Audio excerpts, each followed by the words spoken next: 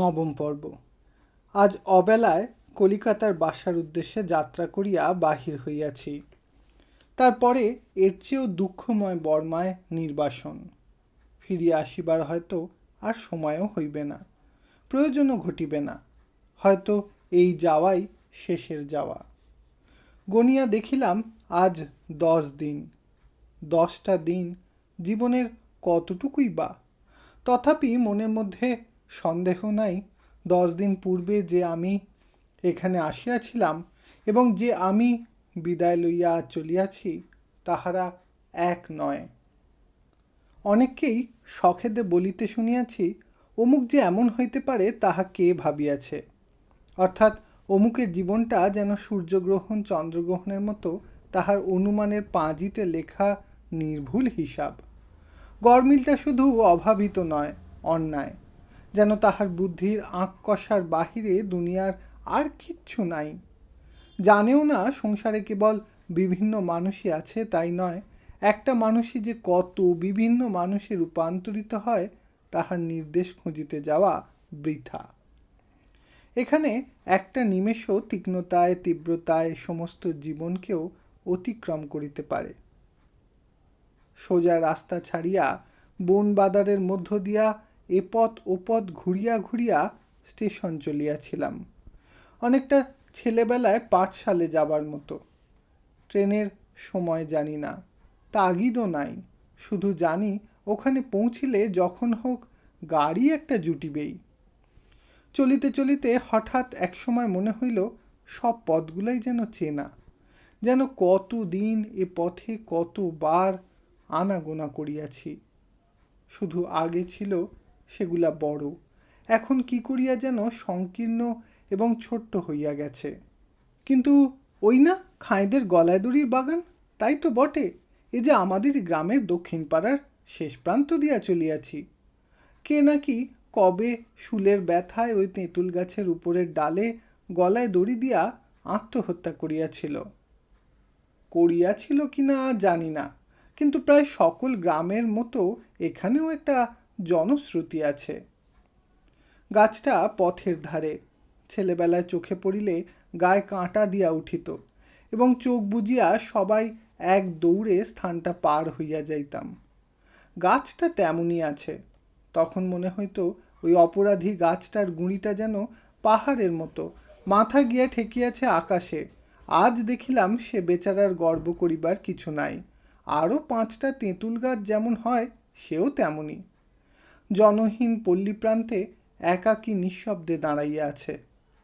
শৈশবে একদিন যাহাকে সে যথেষ্ট ভয় দেখাইয়াছে, আজ বহু বর্ষ পরে প্রথম সাক্ষাতে তাহাকেই সে যেন বন্ধুর মতো চোখ টিপিয়া একটুখানি রহস্য করিল।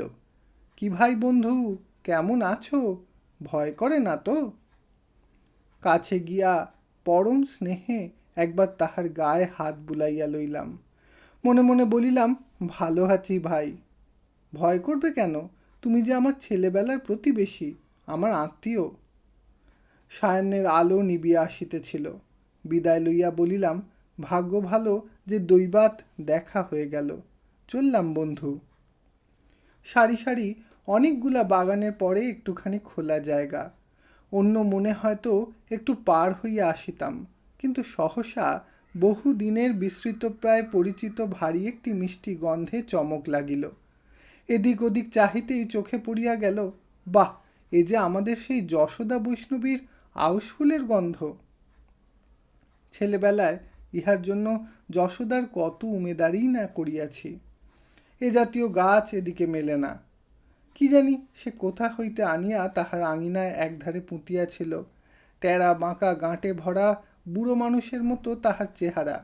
সেদিনের মতো আজও তাহার সেই একটিমাত্র সজীব শাখা এবং ঊর্ধ্বে গুটি কয়েক সবুজ পাতার মধ্যে তেমনি গুটি কয়েক সাদা সাদা ফুল।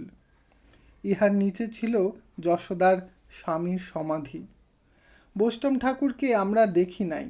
আমাদের জন্মের পূর্বেই তিনি গোলকে রওনা হইয়াছিলেন। তাহারই ছোট্ট মনোহরী দোকানটি তখন বিধবা চালাইত। দোকান তো নয়, একটি ডালায় ভরিয়া যশোদা মালা ঘুনসি, আরশি চিরুনি, আলতা, তেলের মশলা, কাঁচের পুতুল, টিনের বাঁশি প্রভৃতি লইয়া দুপুরবেলায় বাড়ি বাড়ি বিক্রি করিত। আর ছিল তাহার মাছ ধরিবার সাজ সরঞ্জাম, বড় ব্যাপার নয়, 2-1 পয়সা মূল্যের ডোর কাঁটা। এই কিনিতে যখন তখন তাহাকে ঘরে গিয়া আমরা উৎপাত করিতাম। এই আউশ গাছের একটা শুকনো ডালের উপর কাদা দিয়া জায়গা করিয়া যশোদা সন্ধ্যাবেলায় প্রদীপ দিত। ফুলের জন্য আমরা উপদ্রব করিলে সে সমাধিটি দেখাইয়া বলিত, না বাবা ঠাকুর, ও আমার দেবতার ফুল, তুললে তিনি রাগ করেন। বৈষ্ণবী নাই, সে কবে মরিয়াছে জানি না, হয়তো খুব বেশি দিন নয়।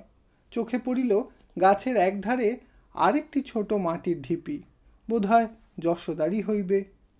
খুব সম্ভব সুদীর্ঘ প্রতীক্ষার পরে আজ স্বামীর পাশেই সে একটু স্থান করিয়া লইয়াছে। স্তূপের খোঁড়া মাটি অধিকতর উর্বর হইয়া বিছুটি ও বন চাঁড়ালের গাছে গাছে সমাচ্ছন্ন হইয়াছে। যত্ন করিবার কেহ নাই। পথ ছাড়িয়া সেই শৈশবের পরিচিত বুড়ো গাছটির কাছে গিয়া দাঁড়াইলাম।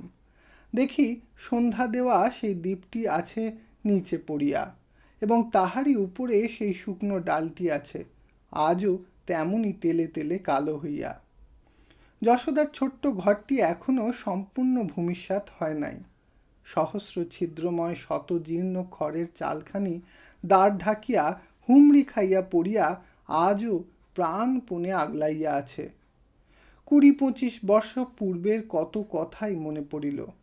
কঞ্চির বেড়া দিয়া ঘেরা নিকানো মুছানো যশোদার উঠান, আর সেই ছোট ঘরখানি, সে আজ এই হইয়াছে। কিন্তু এর চেয়েও ঢের বড় করুণ বস্তু তখনও দেখার বাকি ছিল। অকস্মাৎ চোখে পড়িল সেই ঘরের মধ্য হইতে ভাঙা চালের নিচে দিয়া গুড়ি মারিয়া একটা কঙ্কালসার কুকুর বাহির হইয়া আসিল। আমার পায়ের শব্দে চকিত হইয়া সে বোধ করি অনধিকার প্রবেশের প্রতিবাদ করিতে চায়, কিন্তু কণ্ঠ এত ক্ষীণ যে সে তাহার মুখেই বাঁধিয়া রহিল। বলিলাম, কিরে, কোনো অপরাধ করিনি তো? সে আমার মুখের পানে চাহিয়া কি ভাবিয়া জানি না এবার ল্যাজ নাড়িতে লাগিল। বলিলাম, আজও তুই এখানেই আছিস? প্রত্যুত্তরে সে শুধু মলিন চোখ দুটো মেলিয়া অত্যন্ত নিরুপায়ের মতো আমার মুখের পানে চাহিয়া রহিল। এ যে যশোদার কুকুর তাহাতে সন্দেহ নাই। ফুলকাটা রাঙা পাড়ের সেলাই করা বগলস এখনও তাহার গলায়। নিঃসন্তান রমণীর একান্ত স্নেহের ধন এই কুকুরটা একাকী এই পরিত্যক্ত কুটিরের মধ্যে কি খাইয়া যে আজও বাঁচিয়া আছে ভাবিয়া পাইলাম না। পাড়ায় ঢুকিয়া কাড়িয়া কুড়িয়া খাওয়ার ইহা জোরও নাই, অভ্যাসও নাই। স্বজাতির সঙ্গে ভাব করিয়া লইবার শিক্ষাও এ পায় নাই। অনশনে অর্ধাসনে এইখানে পড়িয়াই এ বেচারা বোধহয় তাহারই পথ চাহিয়া আছে, যে তাহাকে একদিন ভালোবাসিত। হয়তো ভাবে কোথাও না কোথাও গিয়াছে, ফিরিয়া একদিন সে আসিবেই। মনে মনে বলিলাম, এই কি এমনি? এ প্রত্যাশা নিঃশেষে মুছিয়া ফেলা সংসারে এতই কি সহজ? যাইবার পূর্বে চালের ফাঁক দিয়া ভিতরটা একবার দৃষ্টি দিয়া লইলাম। অন্ধকারে দেখা কিছুই গেল না, শুধু চোখে পড়িল দেয়ালে সাঁটা পটগুলি। রাজা রানী হইতে আরম্ভ করিয়া নানা জাতীয় দেব দেবতার প্রতিমূর্তি নূতন কাপড়ের গাঁট হইতে সংগ্রহ করিয়া যশোদা ছবির শখ মিটাইত। মনে পড়িল ছেলেবেলায় মুগ্ধ চক্ষে এগুলি বহুবার দেখিয়াছি। বৃষ্টির ছাটে ভিজিয়া দেয়ালের কাদা মাখিয়া এগুলি আজও কোনো মতে টিকিয়া আছে। আর রহিয়াছে পাশের কুলুঙ্গিতে তেমনি দুর্দশায় পড়িয়া সেই রং করা হাঁড়িটি। এর মধ্যে থাকিত তাহার আলতার বান্ডিল। দেখা মাত্রই সে কথা আমার মনে পড়িল। আরও কি কি যেন এদিকে ওদিকে পড়িয়া আছে, অন্ধকারে ঠাহর হইল না। তাহারা সবাই মিলিয়া আমাকে প্রাণপণে কিসের যেন ইঙ্গিত করিতে লাগিল, কিন্তু সে ভাষা আমার অজানা। মনে হইল বাড়ির এক কোণে এ যেন মৃত্যু শিশুর পরিত্যক্ত খেলাঘর। গৃহস্থালীর নানা ভাঙাচোরা জিনিস দিয়া সযত্নে রচিত তাহার এই ক্ষুদ্র সংসারটিকে সে ফেলিয়া গেছে। আজ তাহাদের আদর নাই, প্রয়োজন নাই। আঁচল দিয়া বার বার ঝাড়ামোছা করিবার তাগিদ গেছে ফুরাইয়া। পড়িয়া আছে শুধু কেবল জঞ্জালগুলা কেহ মুক্ত করে নাই বলিয়াই। সেই কুকুরটা একটুখানি সঙ্গে সঙ্গে আসিয়া থামিল। যতক্ষণ দেখা গেল দেখিলাম সে বেচারা এই দিকে এক দৃষ্টে চাহিয়া দাঁড়াইয়া আছে। তাহার সহিত পরিচয়ও এই প্রথম, শেষও এইখানে, তবু আগ বাড়াইয়া বিদায় দিতে আসিয়াছে।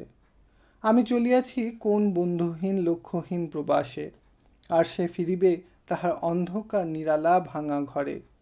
এই সংসারে পথ চাহিয়া প্রতীক্ষা করিতে উভয়েরই কেহ নাই। বাগানটার শেষে সে চোখের আড়ালে পড়িল, কিন্তু মিনিট পাঁচেকের এই অভাগা সঙ্গীর জন্য বুকের ভিতরটা হঠাৎ হু হু করিয়া কাঁদিয়া উঠিল। চোখের জল আর সামলাইতে পারি না, এমনি দশা। চলিতে চলিতে ভাবিতেছিলাম কেন এমন হয়।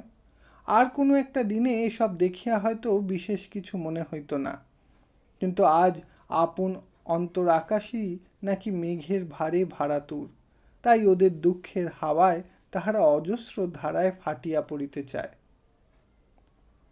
স্টেশনে পৌঁছিলাম। ভাগ্য সুপ্রসন্ন, তখনই গাড়ি মিলিল। কলিকাতার বাসায় পৌঁছিতে অধিক রাত্রি হইবে না। টিকিট কিনিয়া উঠিয়া বসিলাম। বাঁশি বাজাইয়া সে যাত্রা শুরু করিল। স্টেশনের প্রতি তাহার মোহ নাই। সজল চক্ষে বার বার ফিরিয়া চাহিবার তাহার প্রয়োজন হয় না। আবার সেই কথাটাই মনে পড়িল, 10টা দিন মানুষের জীবনের কতটুকু, অথচ কতই না বড়। কাল প্রভাতে কমললতা একলা যাইবে ফুল তুলিতে, তারপরে চলিবে তাহার সারা দিনের ঠাকুর সেবা। কি জানি দিন দশেকের সাথী নতুন গোসাইকে ভুলিতে তাহার কটা দিন লাগিবে। সেদিন সে বলিয়াছিল, সুখেই আছি গোসাই, যার পাদপদ্মে নিজেকে নিবেদন করে দিয়েছি, দাসীকে কখনো তিনি পরিত্যাগ করবেন না। তাই হোক, তাই যেন হয়। ছেলেবেলা হইতে নিজের জীবনের কোনো লক্ষ্যও নাই, জোর করিয়া কোনো কিছু কামনা করিতেও জানি না। সুখ দুঃখের ধারণাও আমার স্বতন্ত্র। তথাপি এতটা কাল কাটিলেও শুধু পরের দেখা দেখি, পরের বিশ্বাসে ও পরের হুকুম তামিল করিতে। তাই কোনো কাজই আমাকে দিয়া সুনির্বাহিত হয় না। দ্বিধায় দুর্বল সকল সংকল্প, সকল উদ্যমই আমার অনতি দূরে ঠোকর খাইয়া পথের মধ্যে ভাঙিয়া পড়ে। সবাই বলে অলস, সবাই বলে অকেজো, তাই বোধ করি ওই অকেজো বৈরাগীদের আখড়াতেই আমার অন্তর্বাসী অপরিচিত বন্ধু অস্ফুট ছায়ারূপে আমাকে দেখা দিয়া গেলেন। বারবার রাগ করিয়া মুখ ফিরাইলাম, বারবার স্মিত হাস্যে হাত নাড়িয়া কি যেন ইঙ্গিত করিলেন। আর ওই বৈষ্ণবী কমললতা, ওর জীবনটা যেন প্রাচীন বৈষ্ণব কবিচিত্রের অশ্রু জলের গান। ওর ছন্দের মিল নাই, ব্যাকরণে ভুল আছে, ভাষার ত্রুটি অনেক, কিন্তু ওর বিচার তো সেদিক দিয়া নয়। ও যেন তাহাদেরই দেওয়া কীর্তনের সুর, মর্মে যাহার পশে সেই শুধু তাহার খবর পায়। ও যেন গোধূলি আকাশে নানা রঙের ছবি। ওর নাম নাই, সংজ্ঞা নাই। কলাশাস্ত্রের সূত্র মিলাইয়া ওর পরিচয় দিতে যাওয়া বিড়ম্বনা। আমাকে বলিয়াছিল, চলো না গোসাই, এখান থেকে যাই, গান গেয়ে পথে পথে দুজনের দিন কেটে যাবে। বলিতে তাহার বাধে নাই, কিন্তু আমার বাধিল। আমার নাম দিল সে নতুন গোসাই, বলিল ও নামটা আমাকে যে মুখে আনতে নেই গোসাই। তাহার বিশ্বাস আমি তাহার গত জীবনের বন্ধু, আমাকে তাহার ভয় নাই, আমার কাছে সাধনায় তাহার বিঘ্ন ঘটিবে না। বৈরাগী দারিক দাসের শিষ্যাসে, কি জানি কোন সাধনায় সিদ্ধিলাভের মন্ত্র তিনি দিয়াছিলেন। অকস্মাৎ রাজলক্ষ্মীকে মনে পড়িল তাহার সেই চিঠি, স্নেহ ও স্বার্থে মিশামিশি সেই কঠিন লিপি। তবুও জানি এ জীবনের পূর্ণচ্ছেদে সে আমার শেষ হইয়াছে, হয়তো এ ভালোই হইয়াছে, কিন্তু সে শূন্যতা ভরিয়া দিতে কি কোথাও কেহ আছে? জানালার বাহিরের অন্ধকারে চাহিয়া চুপ করিয়া বসিয়া রহিলাম। একে একে কত কথা, কত ঘটনাই স্মরণ হইল। শিকারের আয়োজনে কুমার সাহেবের সেই তাঁবু, সেই দলবল, বহু বর্ষ পরে প্রবাসে সেই প্রথম সাক্ষাতের দিন, দীপ্ত কালো চোখে তাহার সে কি বিস্ময়, বিমুগ্ধ দৃষ্টি! যে মরিয়াছে বলিয়া জানিতাম, তাহাকে চিনিতে পারি নাই। সেদিন শ্মশান পথে তাহার সে কি ব্যগ্র ব্যাকুল মিনতি! শেষে ক্রুদ্ধ হতাশ্বাসে সে কি তীব্র অভিমান! পথ রোধ করিয়া কহিল, যাবে বললেই তোমাকে যেতে দেব নাকি? কই যাও তো দেখি। এই বিদেশে বিপদ ঘটলে দেখবে কে, ওরা না আমি? এবার তাহাকে চিনিলাম। এই জোরই তাহার চিরদিনের সত্য পরিচয়। জীবনে এ আর তাহার ঘুচিল না। এ হইতে কখনো কেহ তাহার কাছে অব্যাহতি পাইল না। আড়ায় পথের প্রান্তে মরিতে বসিয়াছিলাম। ঘুম ভাঙিয়া চোখ মেলিয়া দেখিলাম শিওরে বসিয়া সে। তখন সকল চিন্তা সঁপিয়া দিয়া চোখ বুজিয়া শুইলাম। সে ভার তাহার, আমার নয়। দেশের বাড়িতে আসিয়া জ্বরে পড়িলাম। এখানে সে আসিতে পারে না, এখানে সে মৃত। এর বাড়া লজ্জা তাহার নাই, তথাপি যাহাকে কাছে পাইলাম সে ওই রাজলক্ষ্মী। চিঠিতে লিখিয়াছে, তখন তোমাকে দেখিবে কে, পুঁটু? আর আমি ফিরিব শুধু চাকরের মুখে খবর লইয়া? তারপরেও বাঁচিতে বলো নাকি? এ প্রশ্নের জবাব দিই নাই। জানি না বলিয়া নয়, সাহস হয় নাই।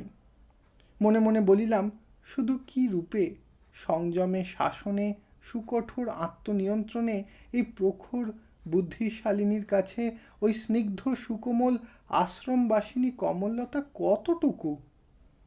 কিন্তু ওই এতটুকুর মধ্যেই এবার যেন আপন স্বভাবের প্রতিচ্ছবি দেখিয়াছি। মনে হইয়াছে ওর কাছে আছে আমার মুক্তি, আছে মর্যাদা, আছে আমার নিঃশ্বাস ফেলিবার অবকাশ।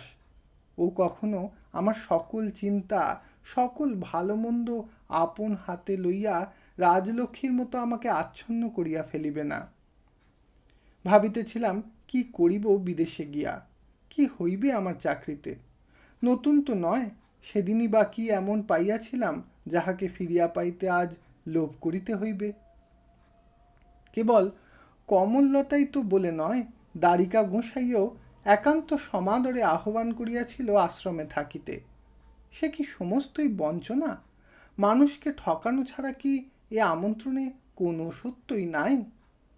এতকাল জীবনটা কাটিল যেভাবে, এই কি ইহার শেষ কথা? কিছুই জানিতে বাকি নাই।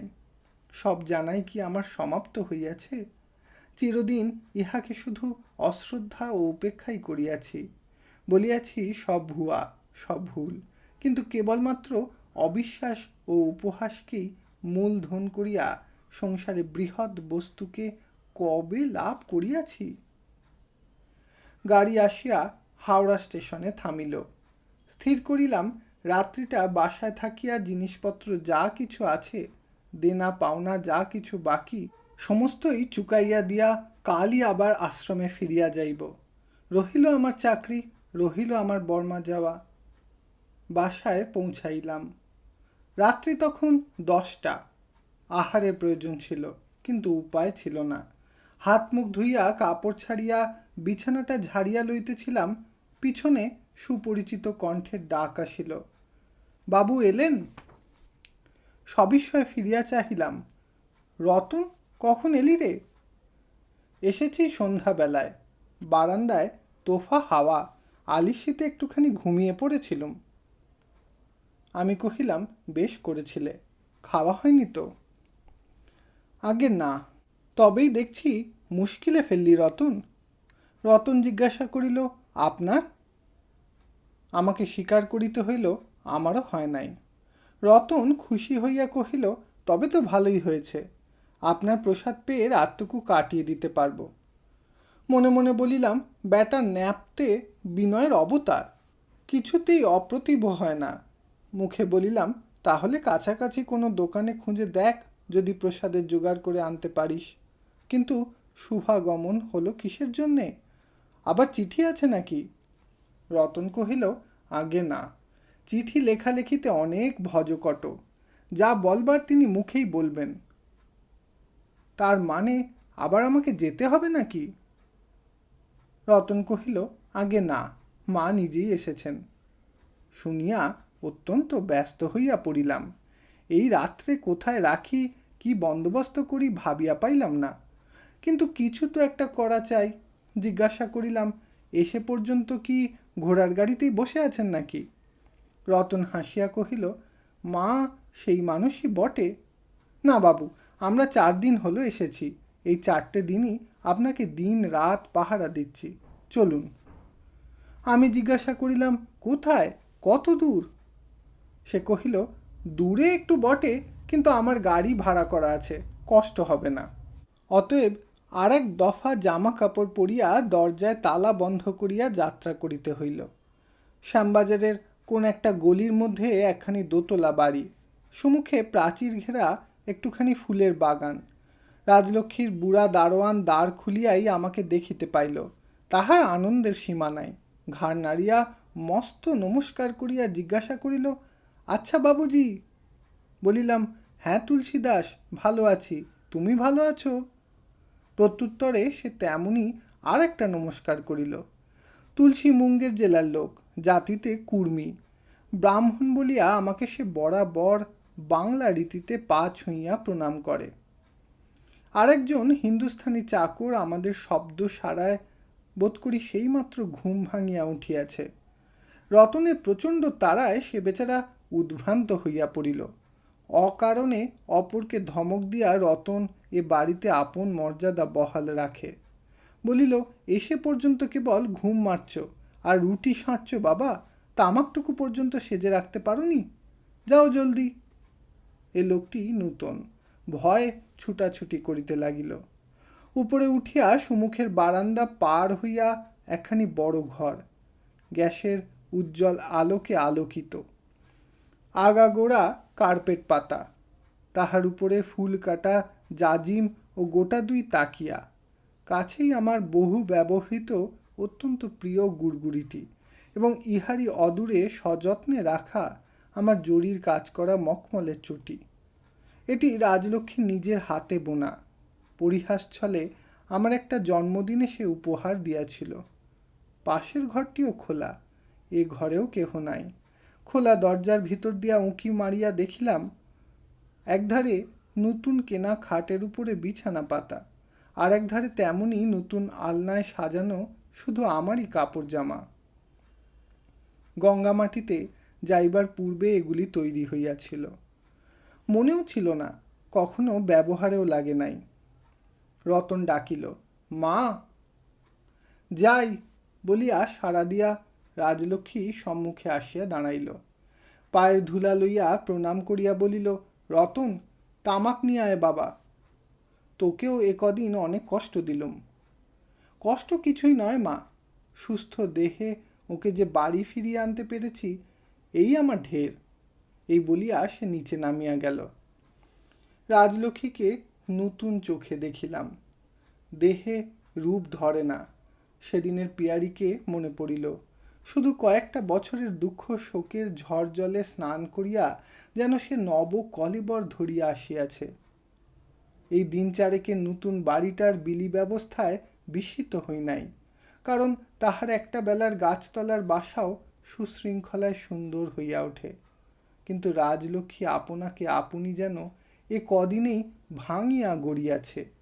আগে সে অনেক গহনা পরিত, মাঝখানে সমস্ত খুলিয়া ফেলিল, যেন সন্ন্যাসিনী। আজ আবার পড়িয়াছে, গোটা কয়েক মাত্র, কিন্তু দেখিয়া মনে হইল সেগুলি অতিশয় মূল্যবান। অথচ পরনের কাপড়খানা দামি নয়, সাধারণ মিলের শাড়ি, 8 পৌড়ে। ঘরে পরিবার, মাথার আঁচলের পাড়ের নিচে দিয়া ছোট চুল গালের আশেপাশে ঝুলিতেছে। ছোট বলিয়াই বোধ হয় তাহারা শাসন মানে নাই। দেখিয়া অবাক হইয়া রহিলাম। রাজলক্ষ্মী বলিল, কি অত দেখছ? কহিলাম, দেখছি তোমাকে। রাজলক্ষ্মী জিজ্ঞাসা করিল, নতুন নাকি? আমি কহিলাম, তাই তো মনে হচ্ছে। রাজলক্ষ্মী জিজ্ঞাসা করিল, আমার কি মনে হচ্ছে জানো? আমি কহিলাম, না। সে কহিল, মনে হচ্ছে রতন তামাক নিয়ে আসবার আগে আমার হাত দুটো তোমার গলায় জড়িয়ে দিই। দিলে কি করবে বলো তো? বলিয়াই হাসিয়া উঠিল। কহিল, ছুঁড়ে ফেলে দেবে না তো? আমিও হাসি রাখিতে পারিলাম না। বলিলাম, দিয়েই দেখো না। কিন্তু এত হাসি, সিদ্ধি খেয়েছ নাকি? সিঁড়িতে পায়ের শব্দ পাওয়া গেল। বুদ্ধিমান রতন একটু জোর করিয়াই পা ফেলিয়া উঠিতেছিল।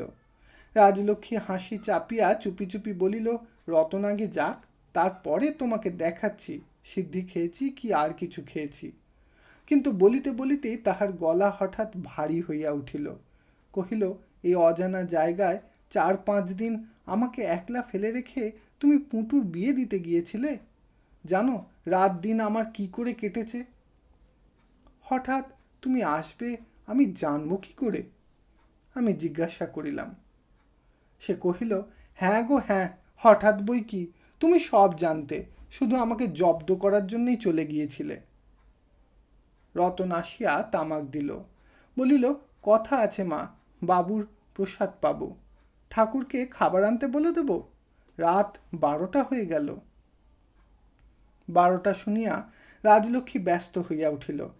ঠাকুর পারবে না বাবা, আমি নিজে যাচ্ছি। তুই আমার শোবার ঘরে একটা জায়গা করে দে। খাইতে বসিয়া আমার গঙ্গামাটির শেষের দিনগুলার কথা মনে পড়িল। তখন এই ঠাকুর ও এই রতনই আমার খাবার তত্ত্বাবধান করিত। তখন রাজলক্ষ্মীর খোঁজ লইবার সময় হইত না। আজ কিন্তু ইহাদের দিয়া চলিবে না, রান্নাঘরে তাহার নিজের যাওয়া চাই। কিন্তু এইটাই তাহার স্বভাব, ওটা ছিল বিকৃতি। বুঝিলাম, কারণ যাহাই হোক আবার সে আপনাকে ফিরিয়া পাইয়াছে। খাওয়া সাঙ্গ হইলে রাজলক্ষ্মী জিজ্ঞাসা করিল, পুঁটুর বিয়ে কেমন হলো? বলিলাম, চোখে দেখিনি, কানে শুনেছি ভালোই হয়েছে। সে কহিল, চোখে দেখনি? এতদিন তবে ছিলে কোথায়? বিবাহের সমস্ত ঘটনা খুলিয়া বলিলাম। শুনিয়া সে ক্ষণকাল গালে হাত দিয়া থাকিয়া কহিল, অবাক করলে, আসবার আগে পুঁটুকে কিছু একটা যৌতুক দিয়েও এলে না? আমি কহিলাম, সে আমার হয়ে তুমি দিও। রাজলক্ষ্মী বলিল, তোমার হয়ে কেন? নিজের হয়েই মেয়েটাকে কিছু পাঠিয়ে দেব। কিন্তু ছিলে কোথায় বললে না? বলিলাম, মুরারিপুরে বাবাজিদের আখড়ার কথা মনে আছে? রাজলক্ষ্মী কহিল, আছে বই কি, বষ্টুমীরা ওখান থেকেই তো পাড়ায় পাড়ায় ভিক্ষে করতে আসতো। ছেলেবেলার কথা আমার খুব মনে আছে। আমি কহিলাম, সেইখানেই ছিলাম। শুনিয়া যেন রাজলক্ষ্মীর গায়ে কাঁটা দিল। সেই বষ্টুমদের আখড়ায়?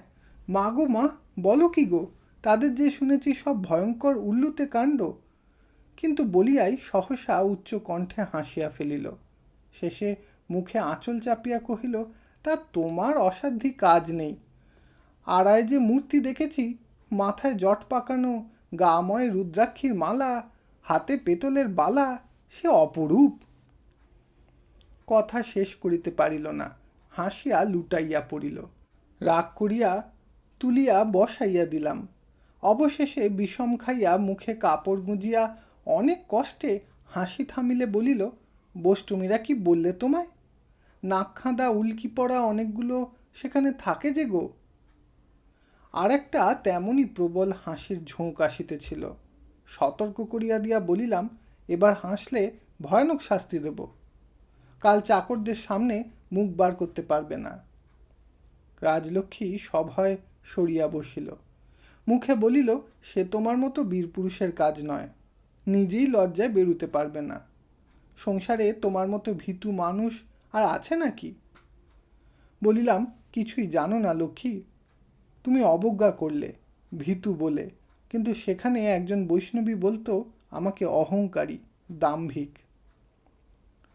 রাজলক্ষ্মী জিজ্ঞাসা করিল, কেন, তার কি করেছিলে?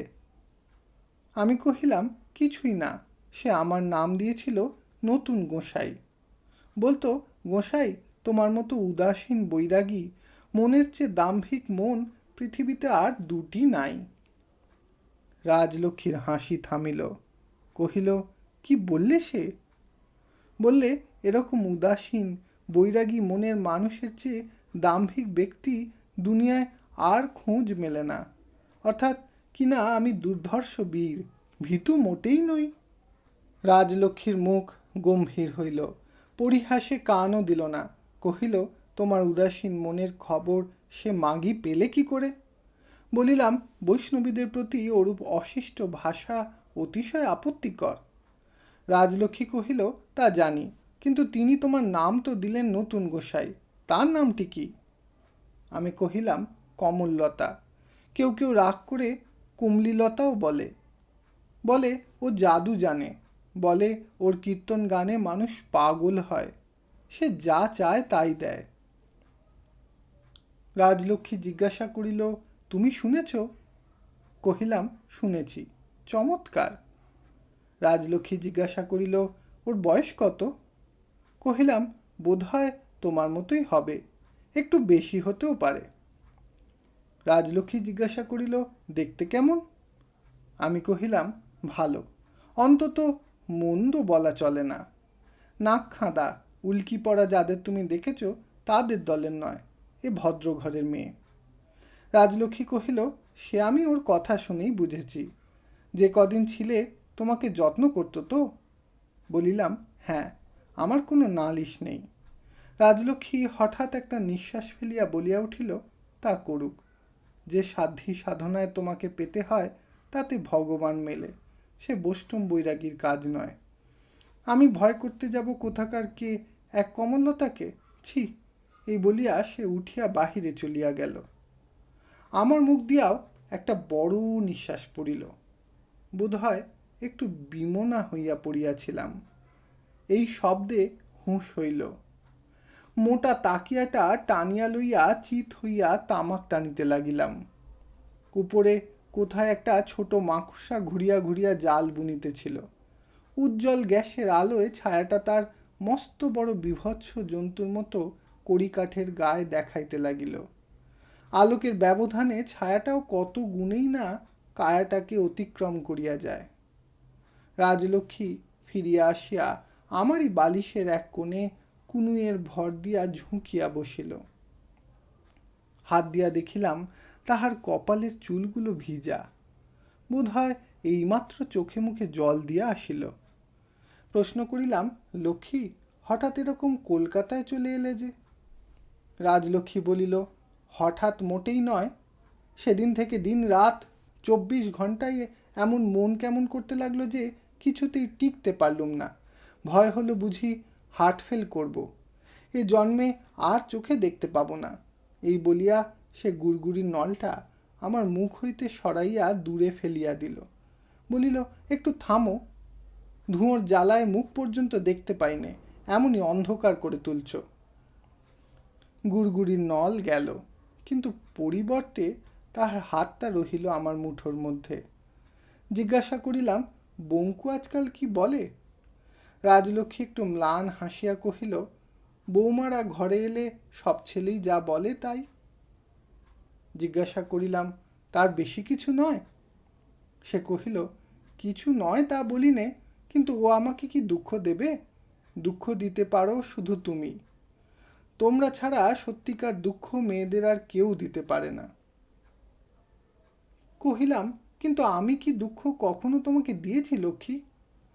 রাজলক্ষ্মী অনাবশ্যক আমার কপালটা হাত দিয়া একবার মুছিয়া দিয়া বলিল, কখনো না, বরঞ্চ আমি তোমাকে আজ পর্যন্ত কত দুঃখই না দিলুম। নিজের সুখের জন্য তোমাকে লোকের চোখে হেয় করলুম, খেয়ালের উপর তোমার অসম্মান হতে দিলুম। তার শাস্তি এখন তাই দুকুল ভাসিয়ে দিয়ে চলেছ, দেখতে পাচ্ছ তো? হাসিয়া বলিলাম, কই না তো। রাজলক্ষ্মী বলিল, তাহলে মন্তর পড়ে কেউ দু চোখে তোমার ঠুলি পরিয়ে দিয়েছে। একটু চুপ করিয়া থাকিয়া কহিল, এত পাপ করেও সংসারে এত ভাগ্য আমার মতো কারো কখনো দেখেছ? কিন্তু আমার তাতেও আশ মিটল না। কোথা থেকে এসে জুটল ধর্মের বাতিক। আমার হাতের লক্ষ্মীকে আমি পায়ে ঠেলে দিলুম। গঙ্গামাটি থেকে চলে এসেও চৈতন্য হলো না। কাশী থেকে তোমাকে অনাদরে বিদায় দিলুম। তাহার দুই চোখ জলে টল টল করিতে লাগিল। আমি হাত দিয়া মুছাইয়া দিলে বলিল, বিষের গাছ নিজের হাতে পুঁতে এইবার তাতে ফল ধরল। খেতে পারি নে, শুতে পারি নে, চোখের ঘুম গেল শুকিয়ে, এলোমেলো কত কি ভয় হয় তার মাথা মুন্ডু নেই। গুরুদেব তখনও বাড়িতে ছিলেন। তিনি কি একটা কবজ হাতে বেঁধে দিলেন। বললেন, মা, সকাল থেকে এক আসনে তোমাকে 10,000 ইষ্ট নাম জপ করতে হবে। কিন্তু পারলুম কই। মনের মধ্যে হু হু করে, পুজোয় বসলেই দু চোখ বেয়ে জল গড়াতে থাকে। এমনই সময় এলো তোমার চিঠি। এত দিনে রোগ ধরা পড়ল। কে ধরলে? গুরুদেব? জিজ্ঞাসা করিলাম। এবার বোধ হয় আর একটা কবজ লিখে দিলেন? এটিও জিজ্ঞাসা করিলাম। রাজলক্ষ্মী কহিল, হ্যাঁ গো দিলেন। বলে দিলেন সেটা তোমার গলায় বেঁধে দিতে। আমি কহিলাম, তাই দিও, তাতে যদি তোমার রোগ সারে। রাজলক্ষ্মী বলিল, সেই চিঠিখানা নিয়ে আমার 2 দিন কাটল। কোথা দিয়ে যে কাটলো জানি নে। রতনকে ডেকে তার হাতে চিঠির জবাব পাঠিয়ে দিলাম। গঙ্গায় স্নান করে অন্নপূর্ণার মন্দিরে দাঁড়িয়ে বললুম, মা, চিঠিখানা সময় থাকতে যেন তার হাতে পড়ে, আমাকে আত্মহত্যা করে না মরতে হয়। আমার মুখের পানে চাহিয়া বলিল, আমাকে এমন করে বেঁধেছিলে কেন বলো তো? সহসা এই জিজ্ঞাসার উত্তর দিতে পারলাম না। তারপর বলিলাম, এ তোমাদের মেয়েদেরই সম্ভব, এ আমরা ভাবতেও পারি নে, বুঝতেও পারি নে। রাজলক্ষ্মী জিজ্ঞাসা করিল, এ তুমি স্বীকার করো? আমি কহিলাম, করি। রাজলক্ষ্মী পুনরায় এক মুহূর্ত আমার প্রতি চাহিয়া থাকিয়া কহিল, সত্যিই বিশ্বাস করো? এ আমাদেরই সম্ভব, পুরুষে সত্যিই এ পারে না? কিছুক্ষণ পর্যন্ত উভয়ই স্তব্ধ হইয়া রহিলাম। রাজলক্ষ্মী কহিল, মন্দির থেকে বেরিয়ে দেখি আমাদের পার্টনার লক্ষ্মণ সাউ। আমাকে সে বারাণসী কাপড় বিক্রি করত। বুড়ো আমাকে বড় ভালোবাসত, আমাকে বেটি বলে ডাকত।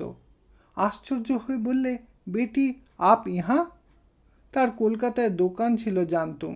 বললুম, সাউজি, আমি কলকাতায় যাব, আমাকে একটি বাড়ি ঠিক করে দিতে পারো? সে বললে, পারি। বাঙালি পাড়ায় তার নিজেরই একখানা বাড়ি ছিল, সস্তায় কিনেছিল। বললে, চাও তো বাড়িটা আমি সেই টাকাতেই তোমাকে দিতে পারি। সাউজি ধর্মভীরু লোক, তার উপর আমার বিশ্বাস ছিল। রাজি হয়ে তাকে বাড়িতে ডেকে এনে টাকা দিলুম। সে রসিদ লিখে দিলে। তারই লোকজন এসব জিনিসপত্র কিনে দিয়েছে। 6-7 দিন পরেই রতনদের সঙ্গে নিয়ে এখানে চলে এলুম। মনে মনে বললুম, মা অন্নপূর্ণা, দয়া তুমি আমাকে করেছ, নইলে এ সুযোগ কখনো ঘটত না। দেখা তাঁর আমি পাবই। এই তো দেখা পেলুম। বলিলাম, কিন্তু আমাকে যে শীঘ্রই বর্মা যেতে হবে লক্ষ্মী। রাজলক্ষ্মী বলিল, বেশ তো, চলো না, সেখানে অভয়া আছেন, দেশময় বুদ্ধদেবের বড় বড় মন্দির আছে, এসব দেখতে পাবো। কহিলাম, কিন্তু সে যে বড় নোংরা দেশ লক্ষ্মী, সূচিবায়ুগ্রস্তদের বিচার আচার থাকে না, সে দেশে তুমি যাবে কি করে? রাজলক্ষ্মী আমার কানের উপর মুখ রাখিয়া চুপি চুপি কি একটা কথা বলিল, ভালো বুঝিতে পারিলাম না। বলিলাম, আর একটু চেঁচিয়ে বলো শুনি। রাজলক্ষ্মী বলিল, না। তারপর অসারের মতো তেমনি ভাবেই পড়িয়া রহিল। শুধু তাহার উষ্ণ ঘন নিঃশ্বাস আমার গলার উপরে, গালের উপরে আসিয়া পড়িতে লাগিল। ইতি শ্রীকান্ত উপন্যাসের 4th খণ্ডের 9ম পর্ব সমাপ্ত হইল। ধন্যবাদ।